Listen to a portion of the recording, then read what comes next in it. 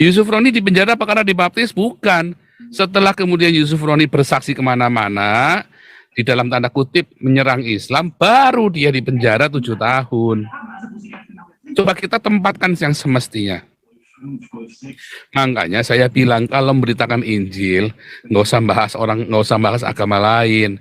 Kalau saya kebal hukum, boleh. Kalau Anda yang di Indonesia, jangan. Jawablah apa yang mereka tanya tentang Alkitab, itu kesempatan untuk memberitakan. Kedua, Injilmu harus berdampak. Ikutilah teladan saya, kasih makan orang miskin. Anda punya YouTube, punya kekuatan. Kalian semua itu YouTuber-YouTuber, daripada bat ngerumpi nyerang saya, ya, itu grupnya si Ikim CS itu, mendingan kalian kumpulin dana, kasih makan orang miskin, bikin yayasan seperti saya bikin. Tak jamin Anda berdampak. Heran nih pendeta, si Ikim juga saya nggak ngerti jalan pikirannya Ikim, ya kan? Wah, semua ada panggilan loh. Panggilan kita itu disuruh ngasih makan. Itu sudah jelas tertulis ayatnya. Kalau kamu ndak diakonian, ndak kasih makan, nggak kasih pakaian, nggak kasih tumpangan, kamu masuk neraka. Ini bolak-balik saya tunjukkan ayatnya nih loh. Matius 25. Ini Matius 25, Yesus lagi ngajar sama murid-muridnya. Ya, langsung. Lihat, 25 ayat 46. Mulai ayat 45. Maka ia menjawab mereka, aku berkata kepadamu, sesungguhnya segala sesuatu yang kamu tidak lakukan untuk salah seorang di antara paling ini, apa? Ngasih makan, ngasih tumpangan, ngasih pakaian, tengok orang di penjara. Ya, mereka ini akan masuk ke tempat sisaan yang kekal. Masuk neraka loh. Nah, kalian YouTubers daripada kalian jelek-jelekin Islam, kalian pusing, mendingan kalian bikin organisasi, bikin yayasan, bikin kayak saya, bikin.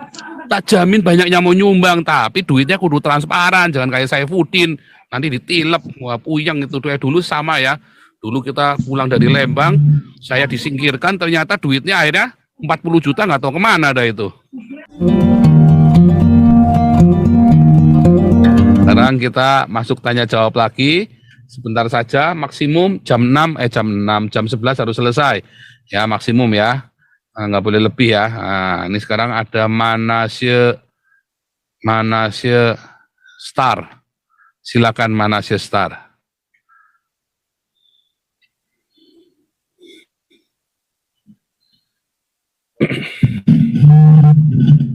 Manasye Star?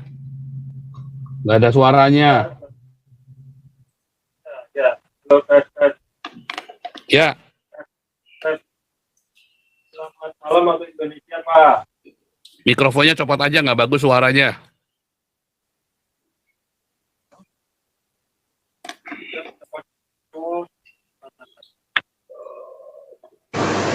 Iya, sudah. Halo, tes.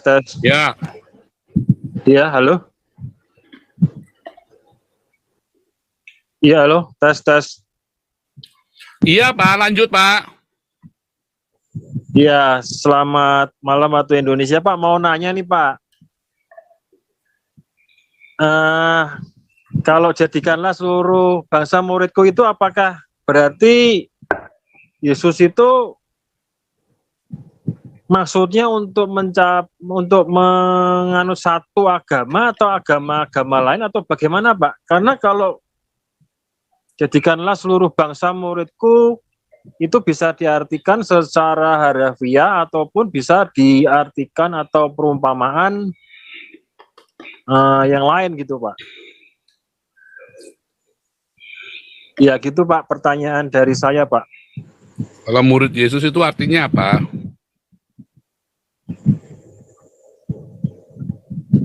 Nah, ya itu saya enggak tahu, makanya nanya sama Pak Paul. Ini loh, murid Yesus itu bukan agama, ya. Yesus itu nggak pernah ngajarin agama. Yesus itu suruh kita untuk mengasihi, mengampuni, memberkati. Yohanes 13, ya. Yohanes 13 berkata, kalau kamu saling mengasihi, kamu akan dikenal sebagai pengikutku. Di dalam terjemahan lain, kamu akan dikenal sebagai muridku. Kamu kan dikenal sebagai muridku kalau kamu saling mengasihi. Jadi orang Buddha, orang Islam, orang Hindu, orang ateis, kalau dia saling mengasihi, dia murid Yesus bukan? Murid Yesus. Masalahnya bisa nggak tanpa Yesus mereka mengasihi? Nggak bisa. Ya, akhirnya nafsu dikira kasih. Kalau Yesus mengumpulin anak-anak, mencintai anak-anak, makanya saya bilang Gus Dur masuk surga. Gus Dur itu melakukan apa yang Yesus perintahkan. Dia korbankan ya harga dirinya demi membela minoritas. Dan dia mengakui Yesus adalah juru selamat dunia. Maka dia selamat. Tanpa harus KTP-nya jadi Kristen. Apakah orang Buddha bisa selamat? Kalau dia mengikuti jalan Tuhan Yesus, dia selamat. Masalahnya tanpa Yesus bisa nggak? Nggak bisa. Ya coba saja kalau mau nyoba. Tapi banyak yang gagal. Harus dengan Yesus. Itu masalahnya. Bukan masalah agama. Yesus nggak pernah ngajarin agama. Nggak usah ngajak-ngajak orang ke gereja juga. Nggak ada pentingnya. Di gereja Anda malah ditipu suruh bayar per puluhan kok. Ya kan? Padahal per puluhannya buat siapa? Buat pendetanya supaya kaya. Padahal Yesusnya bilang apa? Kasih makan. Orang miskin itu suruh kasih makan. Berarti gerejanya masuk surga enggak? Enggak lah. Apakah gereja jadi muridnya Yesus? Bukanlah. Muridnya siapa? Muridnya Gilbert kali. Begitu mana Star, ya paham ya? Oh iya, saya mah saklek-saklek aja. Saya kan apakah yang tertulis di Alkitab ada tertulis. Iya Pak. Jadi jangan samakan ajaran saya dengan ajaran ada gereja ini, gereja itu ngajarin begini. Gereja itu ngajarin dogma, saya itu ngajari apa yang tertulis di Alkitab, tak ambil ini loh, tulisannya kayak gini persis nih. Ya kan nih, Yohanes 13 ya. Ya bacain aja nih Yohanes 13 supaya semua lihat ya. Saya share aja nih, supaya jangan dikira saya ngarang lagi nanti, aduh. Iya Pak, ya. Nih, yang lain juga supaya lihat ya, Yohanes 13 nih. Ya. Kan kita disuruh apa? Menjadikan semua bangsa murid Yesus kan? Nah, murid Yesus apa? Kamu akan, ya dengan demikian, orang akan tahu kamu adalah muridku jika kamu pergi ke gereja. Enggak lah. Jika kamu bayar per puluhan. Enggak lah. Jika kamu saling mengasihi. Artinya orang Islam, Hindu, Buddha bisa nggak? Bisa masuk. Bisa diselamatkan, bisa menjadi murid Yesus. Selama dia saling mengasihi. Masalahnya, tanpa dia mengerti Yesus dan ajarannya, apakah dia bisa mengasihi seperti yang Yesus ajarkan? Sulit sekali. Dan saya belum lihat ada yang bisa. Sulit sekali. Dia harus mengalami Yesus sendiri, dia mengalami cintanya Yesus, dia bisa berdamai dengan Sang Pencipta, kemudian dia berdamai dengan diri sendiri, baru dia bisa berdamai dengan sesama. Itu masalahnya. Bahkan gereja saja, apakah gereja itu murid Yesus? Tidaklah. Oh, di sana isinya pamer duit, pamer apa? Bulu badai.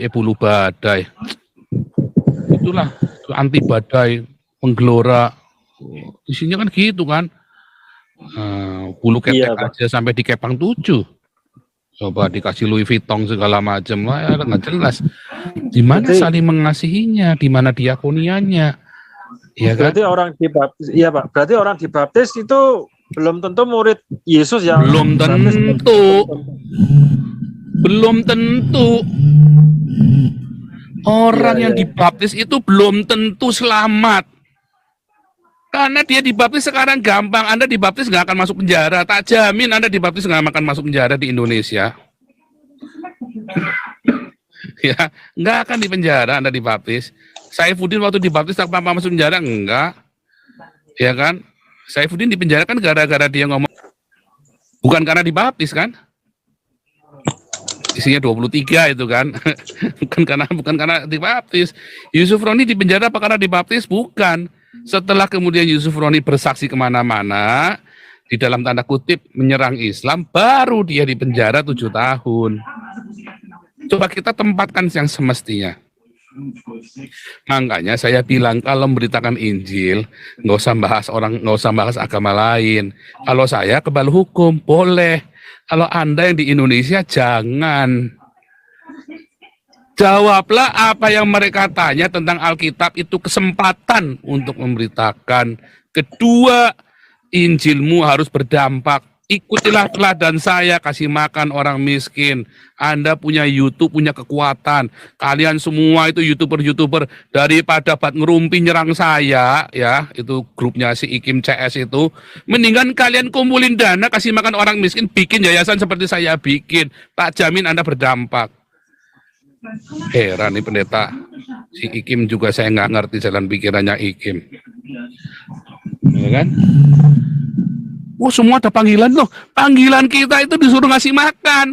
Itu sudah jelas tertulis ayatnya. Kalau kamu ndak diakonian, ndak kasih makan, nggak kasih pakaian, nggak kasih tumpangan, kamu masuk neraka.